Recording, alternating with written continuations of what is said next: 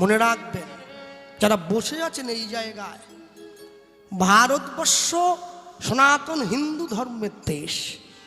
বাড়ির ছেলে মেয়েদেরকে পড়াশুনো করাবেন, বেশি কিছু নয়, ভারতবর্ষের নদ নদীগুলোর নাম পড়াবেন। কি নাম আছে নদীগুলোর? গঙ্গা, যমুনা, সরস্বতী, নর্মদা, সিন্ধু, কাবেরী, কংসাবতী, মাতলা, রূপনারায়ণ আছে, দামোদর আছে। আচ্ছা, এরম কোন নদীর নাম পাওয়া যায় কি? রোকেয়া, রিজিয়া, সুলতানা, রুকসানা, আমিনা, মুমতাজ আছে? আছে? নেই, নেই। এখানেই প্রমাণ হয় এটা সনাতন হিন্দু ধর্ম। হ্যাঁ, এর পরেও যখন দেখা যায় প্রত্যেক মুসলমান ভাইয়েরা দিনে 5 বার নামাজ পড়ে, ভোর 5টায়, দুপুর 12টায়, বিকেল 3টায়, বিকেল 5টায়, সন্ধ্যে 7টায়, 1 মিনিট এদিক ওদিক হয় না। হ্যাঁ, প্রত্যেক দিন নামাজ পড়ে। যখন মুসলমান বাড়ির ছেলেরা মসজিদে যায় নামাজ পড়ার জন্য, একটু পোশাকটা দেখেছেন কি? সাদা পাঞ্জাবি, সাদা লুঙ্গি, সাদা টুপি।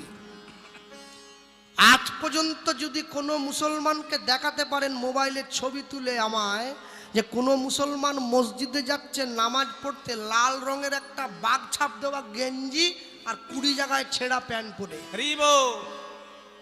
আপনি যে শাস্তি দেবেন আমি মাথা পেতে নেব, যায় না। কেন বলুন তো? ধর্মস্থানটাকে সম্মান করে। ধৃ ধাতু মন প্রত্যয়, তাকে ধর্ম বলে বলা হয়। ভারতবর্ষের মাটিতে যে সমস্ত মুসলিম ভাইরা মন্দিরে নয় মসজিদে যায় নামাজ পড়বার জন্যে, তারা মসজিদের পোশাক পরে নামাজ পড়তে যায়। আর হিন্দু বাড়ির ছেলেরা প্রত্যেক দিন সন্ধেবেলায় পাড়ার মন্দিরের বাইরে আলো জ্বালিয়ে বসে বসে তাস খেলে। এগোবে কারা? ওরা না আমরা। হ্যাঁ, মন্দির জুয়ো খেলার জায়গা, মন্দির তাস খেলার জায়গা, লজ্জা করে না?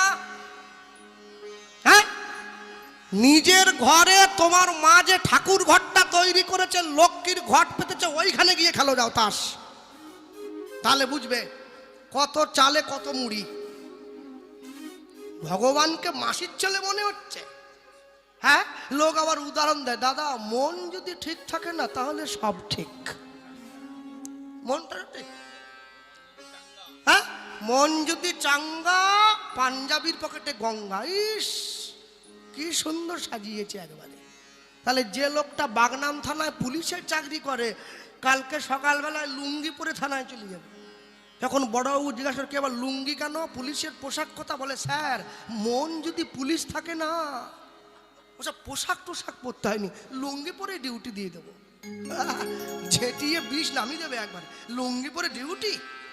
হ্যাঁ, ভগবানের মন্দিরে বসে খাবার তাস জুয়া পাশার আড্ডা নয়। মনে রাখবেন, তাস জুয়া পাশা কলিকালের সর্বনাশা। খুব সাবধান, কখনো নয়। সরস্বতী পুজোর দিন বাড়ির মেয়েরা, বাড়ির বোনেরা, বাড়ির মায়েরা যে ধরনের পোশাক পরে প্যান্ডেলে পুষ্পাঞ্জলি দিতে যাচ্ছে, দেখে মনে হচ্ছে যেন সরস্বতী মায়ের আইবুড়ো ভাত খেতে যাচ্ছে। এ সাজ হলো, এ সাজ হলো, এ কি সাজে? জয় জয় দেবী চরাচর সারে কুচযুগ শোভিত মুক্তাহারে বীণা রঞ্জিত পুস্তক হস্তে ভগবতী ভারতী দেবী নমস্তুতে। মায়ের বাহনকে হাঁস, সাদা হাঁস, তাই তো? তা এত বড় একটা হাতি ছিল, বাহন করা গেল নি? এত ভালো একটা ময়ূর ছিল, বাহন হলো না? হাঁসটাই করতে হলো। হাঁস হচ্ছে পৃথিবীতে একমাত্র প্রাণী যে জল আর দুধকে মিশিয়ে দিলে জল থেকে দুধটা আলাদা করে দিতে পারে। জ্ঞানের রং সাদা, তাই মা হচ্ছে শ্বেত বস্ত্র পরিহিতা। জ্ঞান, হাঁস আমাদেরকে শিক্ষা দেয় মায়ের বাহন হয়ে এই জগতে ভালো আর খারাপের মধ্যে থেকে খারাপটাকে বাদ দিয়ে দেবে, ভালোটাকে গ্রহণ করবে। তবেই তো তুমি জ্ঞানী, তবেই তুমি পণ্ডিত, তবেই তুমি শিক্ষিত। মনে রাখবেন সব সময়ের জন্য, কোনো কিছুর বিনিময়ে সত্যের জন্য সবকিছুকে ত্যাগ করা যায়, কোনো কিছুর বিনিময়ে সত্যকে ত্যাগ করবেন না কোনদিন। যারা বসে আছেন এত রাত্রি জেগে স্থানে ভগবানের কথা শুনছেন, কোনোদিন কস্মিন কালো ভগবানের নামের সঙ্গে ভগবানের প্রেম নিয়ে ভগবানের মন্দিরে কোনো রূপ কোনো অসৎ আড্ডা, অসৎ উপায়, অসৎ পন্থা নয়। যা হবে মন্দিরের বাইরে গিয়ে করো। মন্দির পবিত্র স্থান, তাকে নষ্ট করার অধিকার আমার নেই। হ্যাঁ, কই একটা কাজ করতে পারবে? আগামী থেকে আমি আসি আর না আসি, এত সুন্দর মন্দিরটা বানিয়েছ, এই মন্দিরের উপরে গ্রামের সকলে মিলে 10 টাকা 20 টাকা করে চাঁদা দিয়ে একটা মাইক আর মেশিন লাগাবে। আমার ইসলাম ধর্মের ভাইয়েরা প্রত্যেক দিন ভোর 5টায় নামাজ পড়ে, তোমরা হিন্দু বাড়ির মন্দিরে প্রত্যেক দিন ভোর 4টে থেকে হরিনাম সংকীর্তন বাজাবে, মানুষের ঘুম ভাঙবে। হরিনাম হ্যাঁ, তা পারো না? মন্দিরে বসে তাস খেলো, কি করে এগোবে? সব সময়ের জন্য জানবেন, ভগবান তুমি যুগে যুগে দূত পাঠাইছ বারে বারে দয়াহীন সংসারে, তারা বলে গেল সবে ক্ষমা করো মোরে। সব সময়ের জন্যে ভগবানের কাছে ক্ষমা প্রার্থী হবে, কোনো দিনের জন্য নয়। প্রেমানন্দ ভিক্ষা করে গুরুদেবের মন্দিরে আসে দাঁড়ায়, আর গুরুদেব ভগবানকে সেবা দেয়, আর সেবা দিয়ে মন্দিরের মধ্যে ভোগের থালাটা ঢুকিয়ে দিয়ে দরজাটা বাইরের থেকে বন্ধ করে দিয়ে আপন মনে ভগবানের নাম গায়। কিন্তু যখন রামানন্দ স্বামী মন্দিরের দরজাটা খুলে দেয়, দেখতে পায় থালায় অর্ধেকটা অন্ন নেই, বাটিতে অর্ধেকটা ব্যঞ্জন নেই, গ্লাসে অর্ধেকটা জল নেই। ভগবান নিজে হাতে সেবা করে গিয়েছে, একে বলা হয় প্রত্যক্ষ সেবা। আজ যখন প্রেমানন্দ ভিক্ষার জন্য বের হয়েছে, হঠাৎ করে আকাশের পশ্চিম কোণায় কালো একটা মেঘ উঁকে দিল। আস্তে আস্তে করে সেই মেঘে পুরো আকাশটা ভরে গেল, ঝমঝম করে বজ্রবিদ্যুৎ সহকারে বৃষ্টি নেমে এলো। প্রেমানন্দ গুরুদেব আর গোবিন্দকে সেবা দেওয়ার জন্য ভিক্ষার ঝুলিটা নিয়ে মানুষের দরজায় দরজায় ঘুরছে, আমায় ভিক্ষা দাও, আমি প্রেমানন্দ, একটু ভিক্ষা দাও, দরজাটা খোলো। ঘরের ভেতর থেকে আওয়াজ আসে, প্রেমানন্দ আজ নয় কালকে আসিস, আজকে যা বাবা। মানুষের পর মানুষ, গ্রামের পর গ্রাম ঘুরে ঘুরে এক মুঠো ভিক্ষা পেল না যা দিয়ে গোবিন্দকে সেবা দেবে। জমিদার বাড়ির পাশ দিয়ে প্রেমানন্দ হাঁটতে হাঁটতে চলে যাচ্ছে, আর জমিদার ঘরের স্ত্রী দোতলার ছাদের বারান্দায় বসে বৃষ্টির শোভাটা দেখছে। প্রেমানন্দকে দেখেই ডাক দিয়েছে, কে রে, দাঁড়া। যেই ডাক দিয়েছে প্রেমানন্দ দাঁড়িয়ে পড়েছে। কে তুই? চোর কোন বদমাস, এদিকে আয়। মা, আমি চোর নই। কে কালে? আমার নাম প্রেমানন্দ। প্রেমানন্দ? এদিকে এদিকে এদিকে। ভিজতে ভিজতে কাছে এসেছে। মা, আমি আমি আমি ভিক্ষা করার জন্য। ভিক্ষা এই বৃষ্টিতে? কে তোকে পাঠালো ভিক্ষা করতে? মা, আমার গুরুদেব আমায় পাঠিয়ে। গুরুদেব? কি নাম তোর গুরুদেবের? আমার গুরুদেবের নাম রামানন্দ স্বামী। হ্যাঁ, চমকে উঠলো। আয় কাছে আয়, আয় আয়, আমার কাছে আয়। ছুটে গিয়ে প্রেমানন্দকে বুকে জড়িয়ে ধরেছে। এ বাবা, এ বাবা, তুই রামানন্দ স্বামীর শিষ্য? ভালো করে আঁচলটা দিয়ে শুকনো কাপড় দিয়ে প্রেমানন্দের পুরো শরীরটা মুছিয়ে দিয়েছে, শুকনো কাপড় দিয়ে দেহটা মুছিয়ে দিয়ে। বাবা, ভিক্ষে করতে এসছিস? হ্যাঁ, ঝুলিটা পাক। কিন্তু মা, হবে না তো, আমার গুরুদেব নির্দেশ দিয়েছে প্রত্যেক বাড়ির থেকে এক মুঠো করে নেব। তা তুমি যদি এক মুঠো দাও, এক মুঠো দিয়ে কি রান্না হয়ে গোবিন্দের সেবা হয়? ওরে বোকা, তোর গুরুদেব কি দেখতে আসছে? কে তোকে ভিক্ষা দিয়েছে? প্রত্যেক দিন 21 মুঠো চাল তোকে ভিক্ষা করে নিয়ে যেতে হবে। আজকে আমি তোকে 21 মুঠো দিয়ে দিচ্ছি। তুই গুরুদেবকে গিয়ে বলে দিস তুই আমার কাছ থেকে নয়, গোটা গ্রাম থেকে ভিক্ষা করেছিস। হয়ে গেল, শিখিয়ে দিয়েছে মিথ্যা। এবার ঝুলিটা পেতে দিয়েছে প্রেমানন্দ। দেখো, থালা ভর্তি করে ভিক্ষায় আনি আজ দিল, করে ভিক্ষা আনি আজ দিল, থালা ভর্তি করে ভিক্ষায় আনি আজ দিল, থালা ভর্তি করে ভিক্ষা আনি আজ দিল। প্রেমানন্দ আনন্দেতে গ্রহণ করিল, প্রেমানন্দ আনন্দেতে গ্রহণ করিল, প্রেমানন্দ আনন্দেতে গ্রহণ করিল, প্রেমানন্দ আনন্দেতে গ্রহণ করিল। ভুলিয়া যে গেল তখন গুরুর বচন, ভুলিয়া যে গেল তখন গুরুর বচন, ভুলিয়া যে গেল তখন গুরুর বচন, ভুলিয়া যে গেল তখন গুরুর বচন। কাঁদিতে কাঁদিতে আইলা আশ্রমে তখন, হরি হরি বল, আইলা আশ্রমে তখন, কাঁদিতে কাঁদিতে আইলা আশ্রমে তখন, কাঁদিতে কাঁদিতে আইলা আশ্রমে তখন। জয় গুরুদেব। প্রেমানন্দ এসেছিস? দে বাবা, দে দে দে, বেলা হয়ে যাচ্ছে, ভিক্ষার ঝুলিটা দে বাবা, দে। প্রেমানন্দ যেই গুরুদেবের হাতে গিয়ে ভিক্ষার ঝুলি,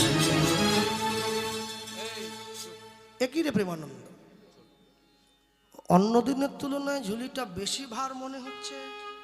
গুরুদেবের সন্দেহ হচ্ছে। গুরুদেব আপনি ভুল করছেন, আসলে বৃষ্টি হচ্ছিল না, বৃষ্টির জলে চালটা ভিজে গেছে, পুটুলিটা ভিজে গেছে একটু, হ্যাঁ বৃষ্টি হচ্ছে, একটু বেশি ভারী। কই দেখি, ঝুলির মধ্যে হাতটা ঢুকিয়ে গুরুদেব এক মুঠো চাল, একই রে প্রেমানন্দ, প্রত্যেক দিন তুই 21টা বাড়িতে যাস, 21 রকমের চাল আনিস, আজকে একদম এত সরু সরু ভালো ভালো চালের দানাগুলো কে তোকে ভিক্ষা দিয়েছে? প্রেমানন্দ দেখছে এবার তো ধরা পড়ে। গুরুদেব আজকে আমি যাদের বাড়িতে গিয়েছিলাম না, সকলে জমিদার। হ্যাঁ 21টা জমিদার বাড়ি ঘুরে এসছিস? হ্যাঁ। জমিদার বাড়ির লোকেরা কি আর মোটা চাল খায়? সব সরু চাল। ওই জন্য যাক, তাহলে আমার গোবিন্দ অনেকদিন পরে সরু চালের অন্ন পাবে। বল ভগবান, যা বাবা দা তুই স্নান টান করে আন্নি কর, আমি যাই, ছুটে গিয়ে আমি একটু রান্না বান্না করে গোবিন্দকে সেবা দিয়ে দেই। ছুটে গিয়ে গুরুদেব রান্না করে ভগবানের মন্দিরে ওই ভোগের থালাটা ঢুকিয়ে দিয়েছে, আর ঢুকিয়ে দিয়ে দরজাটা বাইরে থেকে বন্ধ করে দিয়ে হাতে তালি দিয়ে হরিনাম গাইছে। কৃষ্ণ নামের মালা গেথে, কৃষ্ণ নামের মালা গেথে, কৃষ্ণ নামে মালা গেথে, কৃষ্ণ নামের মালা গেথে, গলায় পরে না ওগো রাধা নাম সদাবাসী সুর ভরে না। কৃষ্ণ নামের মালা গেথে, তাই কৃষ্ণ নামের মালা গেথে, গলায় পড়ে না রাধা নাম সাদাবাসী সুর ভরে না। ও মা রাধা নাম সাদাবাসী সুর ভরে না। কৃষ্ণ নামের মালা গেথে, কৃষ্ণ নামের মালা গেথে, হরি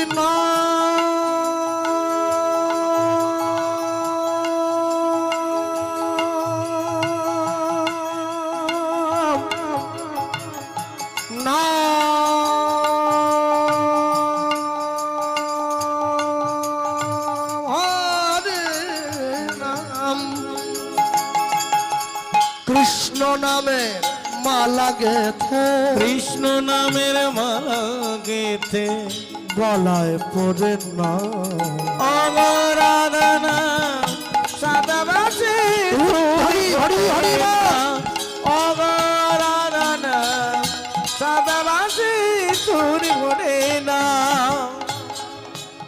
আপন করিয়া গাহ সেই নাম, শান্তি পাইবে তুমি, পাবে পরিত্রাণ। আপন করিয়া গাও সেই নাম, নাম গাও,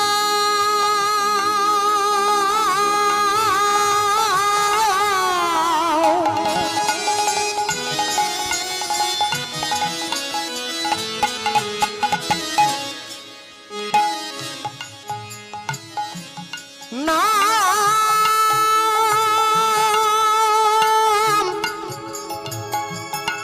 হরি নাম,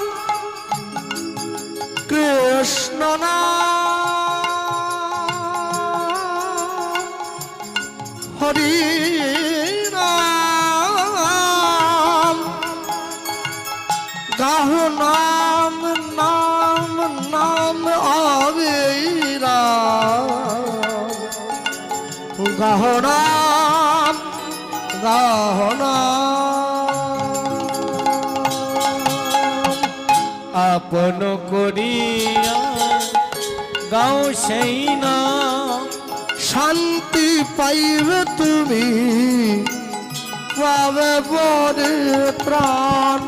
আপন করিয়া গাও সেই নাম শান্তি পাইবে তুমি পাবে পরিত্রাণ তোমার মানব জনম ধন্য হইবে যাইবে ব্রজধাম তোমার মানব জনম ধন্য হইবে যাইবে ব্রজধাম তোমার মানব জনম ধন্য হইবে যাইবে ব্রজধাম তোমার মানব জনম ধন্য হইবে যাইবে ব্রজধাম প্রাণ ভরে নাম গাও নাম গাও নাম গাও রাধা নাম হরি হরি বল হরি হরি করে না হরি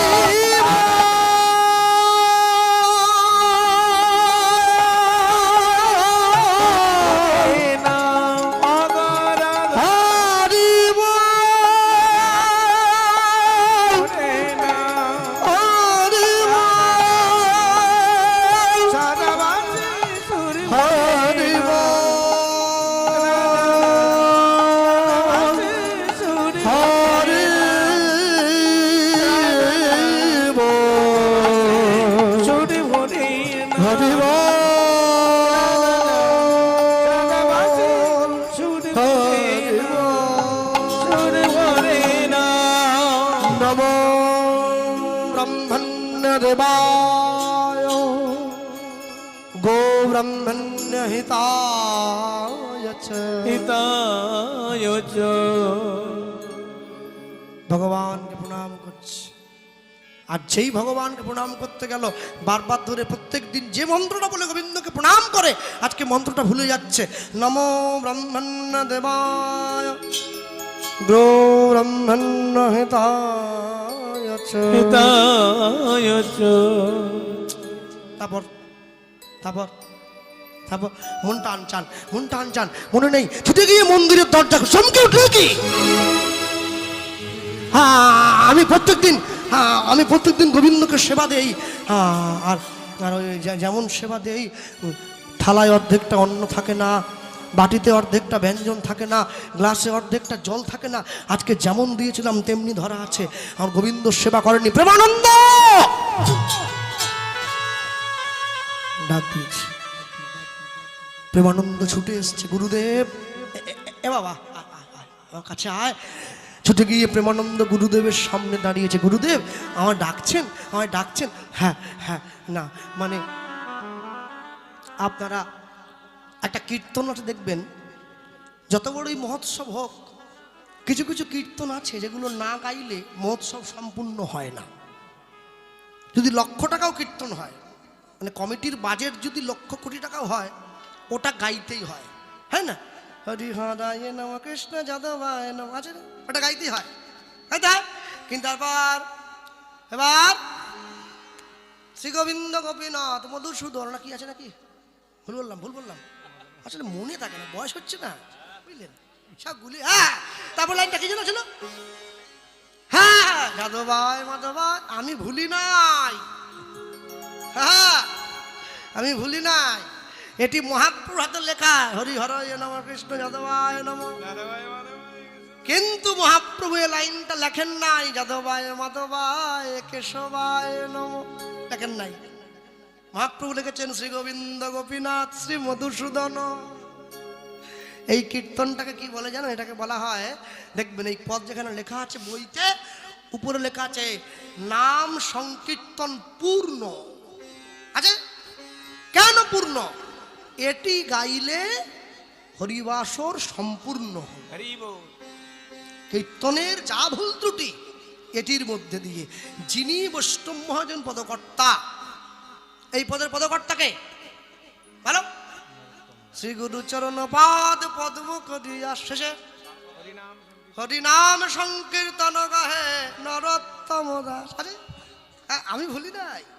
এই নরোত্তম দাস ঠাকুর চিন্তা করলেন, আচ্ছা আমার মহাপ্রভু যে লিখছেন হরি হরায় নম কৃষ্ণ যাদবায় নম শ্রী গোবিন্দ গোপীনাথ শ্রী মধুসূদন, আচ্ছা তাহলে যারা ভগবানের সন্তান তারাও তো ভগবানের অংশ, তারা কি বাদ যাবে? কি তখন তিনি যোগ করছেন যাদবায় কেশবায় মাধবায় নমঃ। এই যে তিনটি শব্দ যোগ করছেন, তিনজনকে প্রণাম করছেন। ভগবান শ্রীকৃষ্ণের যত যদুবংশ, ভগবান কেশব যারা যদুবংশের জন্মদানকারী, এবং মাধব যিনি ভগবানের আরেকটা রূপ। মহাপ্রভু ভুলে গিয়েছেন, তাই এইটি লিখে নাম দিলেন নাম সংকীর্তন পূর্ণ। তবে এসব গান এখন আর শোনা যায় না, গান তো উঠে গেছে সব। হ্যাঁ, আমি তো করবই শেষে গিয়ে। কারণ গান, উরি বাবরে কি যে গান শুনছে আমার ছেলেমেয়েরা মাথা আছে। বারান্দায় রোদ্দুর, আমি আরামকে দাঁড়ায় বসে দুপানা চাই রে, গরম। উরি বাবারে, এই গান হলো এ কি গানে? গান শুনতাম ছোটবেলায় আমরা, মন ভরে যেত না। তিনটি মন্ত্র নিয়ে যাদের জীবন, সত্যম শিবম সুন্দরম, দুঃখের পৃথিবীটা তাদের কাছে এক আনন্দ আশ্রম, এক আনন্দ আশ্রম, এক আনন্দ আশ্রম। যায়নি তাই এ গান এখন আর শুনতে পাওয়া যায় না। যে গানে মানুষের প্রাণ ভিজে যায়, যে গানে মানুষের চোখ ভিজে যায়, তাকেই তো গান বলে। যে গান মানুষের প্রাণে প্রবেশ করে ওকেই তো গান বলে। যে গান কান পর্যন্ত যায় ওকে গান বলে। যখনই গুরুদেব ডেকে পাঠিয়েছে, প্রেমানন্দ এদিকে আয়। প্রেমানন্দ গুরুদেবের সামনে দাঁড়িয়েছে। গুরুদেব আমায় ডাকছেন। এ বাবা, এ প্রেমানন্দ বলতো বাবা, আমি তোকে প্রত্যেক দিন যে নিয়মে ভিক্ষা করতে বলি, তুই আজকে সেই নিয়মে ভিক্ষা করেছিস? হ্যাঁ গুরুদেব, আপনি যেমন শিখিয়েছেন। আপনি তাহলে তুই যদি আমার দেখানো পথে ভিক্ষা করে থাকিস, তাহলে আমার গোবিন্দ সেবা করছে না কেন? কি জন্য সেবা করবে না? গুরুদেব আপনি কি বিড়বিড় করে বলছেন? আমার সঙ্গে আয়। হাত ধরে প্রেমানন্দকে ঠাকুর ঘরের মধ্যে নিয়ে গেছে। নিয়ে গিয়ে গুরুদেব দেখাচ্ছে, প্রেমানন্দ তাকিয়ে দেখ, প্রত্যেক দিন তুই ভিক্ষা করে আনলে আমি রান্না করে গোবিন্দকে সেবা দেই। সেবা দিয়ে তখন দরজাটা বাইরে থেকে বন্ধ করে দিয়ে কীর্তন গিয়ে দরজাটা খুলি, ওরে আমি দেখতে পাই থালায় অর্ধেকটা অন্ন নেই, বাটিতে অর্ধেকটা ব্যঞ্জন নেই, গ্লাসে অর্ধেকটা জল নেই। ভগবান নিজের সেবা করে যায়। কিন্তু আজ আমি দরজা খুলে দেখছি বাবা, যেমন দিয়েছিলাম তেমনি পড়ে আছে। সত্যি কথা আমায় বল না বাবা, আমি তোকে যেমন। এইবারে কিন্তু প্রেমানন্দের মনে একটু অনুতাপ এসেছে। আমি গুরুদেবকে মিথ্যে বলছি। জীবনে 3 জায়গায় মিথ্যে কথা বলতে নেই, পিতা মাতার কাছে, চিকিৎসক বা ডাক্তারবাবুর কাছে, আর সাধুগুরু বৈষ্ণবের কাছে। এইবারে প্রেমানন্দ গুরুদেবকে বলছে, গুরুদেব আমি আপনাকে সত্যি বলি নাই, মিথ্যা বলেছি। কি মিথ্যা? যেই বলেছে, এইবারে প্রেমানন্দ বলছে, ঝড় বৃষ্টি বজ্রপাত দুর্দৈব দেখিয়া দেখিয়া কেমনে পাইব ভিক্ষা, শুধু কাঁদে মোর হিয়া, কাঁদে মোর হিয়া। এক ঘর হইতে আমি অন্য ঘরে যাই, ঘরে যাই। কেহ না দিল যে ভিক্ষা, কেহ ফিরিয়া না চায়, ফিরিয়া না চায়। জমিদার ঘর নিমরে করুণা করিয়া, করুণা করিয়া 21 মুষ্টি চাল দিল মোর ঝুলিতে ভরিয়া।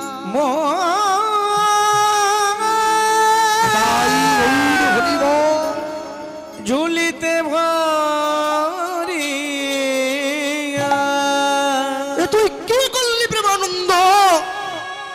ছুটে গিয়ে গুরুদেব প্রেমানন্দকে বুকে জড়িয়ে ধরেছে। আমার এতদিনের গোবিন্দ সেবা, আমার এতদিনের নিষ্ঠা, এতদিনের সাধন ভজন সব তুই নষ্ট করে দিবি।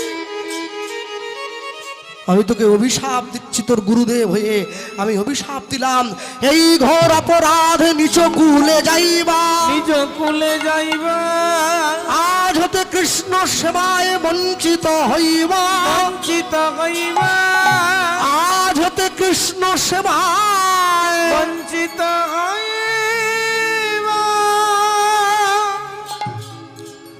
প্রেমানন্দ ছুটে গিয়ে গুরুদেবের চরণটা জড়িয়ে ধরেছে। গুরুদেব, আমি নিচকুলে যাই, কৃষ্ণ সেবায় বঞ্চিত হই, এতে আমার দুঃখ নেই, কিন্তু আপনি শুধু আমাকে এইটুকু করুণা করবেন, আমি যেন আপনার চরণটা ছাড়া না হই। প্রেমানন্দ গুরুদেবের চরণটা ধরে আছে। পাছাড় প্রেমানন্দ, আমি বলছি পাছাড় দে। আমি কিন্তু আমার মাথা ঠিক নেই, পাছাড়। অনেক করে বলার পর প্রেমানন্দ পা ছাড়ছে না। গুরুদেব কি করলো, নিজের কাঠের খড়মটা পাশে পড়েছিল তুলে নিয়ে প্রেমানন্দের পৃষ্ঠে আঘাত করছে। পাছাড়, পাছাড়, পাছাড়। বারবার ধরে আঘাত করতে করতে প্রেমানন্দের পিঠটা কেটে গিয়ে দর দর করে রক্ত বেরিয়ে এসছে। যন্ত্রণায় দুঃখে প্রেমানন্দ গুরুদেবের চরণটা ছেড়ে দিয়েছে। দূর হয়ে যা, তোর মতো গুরুদ্রোহী, তোর মতো অনাচারী, তোর মতো পাপাচারী, তোর মতো ভ্রষ্টাচারী শিষ্যের আমার কোনো দরকার নেই, যা। প্রেমানন্দ গুরুদেবের সামনে দাঁড়িয়ে বলছে, গুরুদেব, গোবিন্দ সেবার জন্য ভিক্ষা করেছিলাম বলে আপনি আমাকে আশ্রম থেকে তাড়িয়ে দিচ্ছেন, তবে হ্যাঁ, চলে আমি যাচ্ছি, কিন্তু পরবর্তী জীবনে যে কুলেই জন্মাই না কেন একটা কথা মনে রাখবেন, আপনার মুখ না দেখা পর্যন্ত আমি চোখ মেলে চাইব না। আপনার দীক্ষা মন্ত্র আমার কানে না যাওয়া পর্যন্ত আমি মায়ের স্তনদুগ্ধ পান করব না। আর যে কুলেই আমি জন্মাই না কেন, এই যে খড়ম দিয়ে আমাকে মারলেন না, এই খড়মের দাগ কিন্তু পরবর্তী জীবনেও আমার পিঠে থেকে যাবে। যেটা দেখে আপনি আমাকে চিনবেন, সেই প্রেমানন্দ। হ্যাঁ, প্রেমানন্দ গুরু বিরহে প্রাণ ত্যাগ করতে যাচ্ছে। প্রাণ ত্যাগ করলো গঙ্গার জলে ঝাঁপ দিয়ে। এবার গুরু গুরু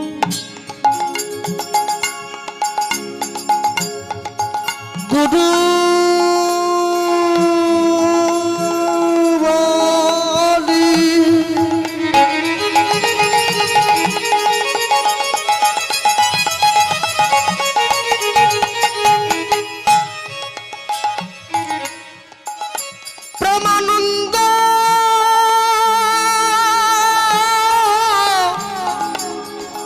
গঙ্গার জলে ঝাঁপ দিল, হৃদয় গৌর হরিব। এবার গুডু গুডু গো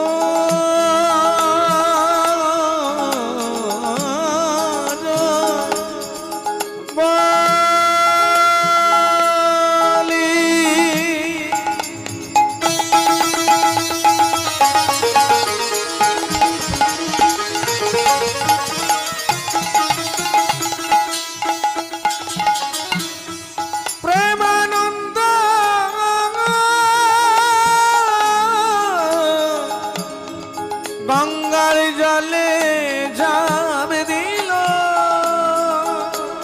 ওগো প্রেমানন্দের দেহ গিয়া গঙ্গায় প্রবেশিল। ওগো প্রেমানন্দের দেহ গিয়া গঙ্গায় প্রবেশিল। ওগো প্রেমানন্দের দেহ গিয়া গঙ্গায় প্রবেশিল। প্রেমানন্দের দেহ গিয়া গঙ্গায় প্রবেশিল। বলে জয় গুরু রামানন্দ, জয় গুরু রামানন্দ। যেন দেহ গিয়া পাই গোবিন্দ। ওগো জয় গুরু রামানন্দ। আমায় দেহ চরণার বৃন্দ। জয় গুরু রামানন্দ। আমায় অন্তিম কালে দিও চরণ স্কন্দ। জয় গুরু রামানন্দ। আমি প্রেমানন্দ পরমানন্দে জয় উলুধ্বনি। গুরু রামানন্দ। আমার দূর কর গো দ্বিধা দ্বন্দ্ব। জয় গুরু রামানন্দ। জয় দিয়া নাই হরি হরি আনন্দ জয় আনন্দে জয় গুরু রামানন্দ জয় গুরু রামানন্দ বলি প্রেমানন্দে দেখ গিয়া গঙ্গায় প্রবেশিল অগ প্রেমানন্দে দেখ গিয়া গঙ্গায় প্রবেশিল। প্রেমানন্দ গঙ্গার জলে ঝাঁপ দিয়ে প্রাণ বিসর্জন দিয়েছে, কিন্তু প্রেমানন্দ গঙ্গার জলে ডুবে আস্তে